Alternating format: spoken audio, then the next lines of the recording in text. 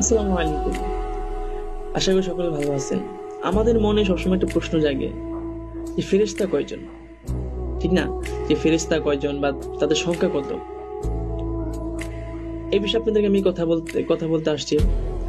ফেরেশতাদের সংখ্যা অগণিত।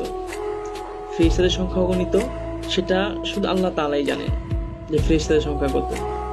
হ্যাঁ, তাদের মধ্য থেকে আছেন আমাদের চারজন ফেরেশতা খুবই প্রসিদ্ধ, যেমন হযরত জিবরাইল আলাইহিস সালাতু ওয়াস সালাম, হযরত মিকাইল আলাইহিস সালাতু ওয়াস সালাম, হযরত ইসরাফিল আলাইহিস সালাতু ওয়াস সালাম। এখন তারা কি কি কাজে নিয়োজিত আছে? যেমন যখন পৃথিবীতে নবী রাসূল ছিলেন, তখন হযরত জিবরাইল আলাইহিস সালামের কাজ ছিল কি? তিনি আল্লাহ তাআলার কাছে তিনি বার্তা বলতে কি নবী আল্লাহ তাআলার কাছ থেকে কথোপকথন নবীদের নিকট পৌঁছে দিতেন। আর হযরত মিকাইল আলাইহিস সালামের কাজ হচ্ছে তিনি মেঘ বৃষ্টি পরিচালনা করেন, আর হচ্ছে কি মানুষের রিজিক বোঝা, যে আজকে সে কি খাবে বা কি রিজিক তার দায়িত্ব।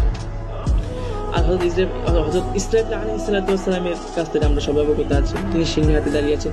যখন আল্লাহ তাআলা নির্দেশ দিবেন তখন তিনি এই সিংহে ফুঁকবেন। আর হযরত আজরাইল আলাইহিস সালাতু ওয়াস সালাম আমাদের সুপরিচিত এক ফেরেশতা, যিনি মৃত্যুর সময় আমাদের জান কবজ করে থাকেন। এটা হচ্ছে আমাদের কি চারজন প্রসিদ্ধ ফেরেশতা।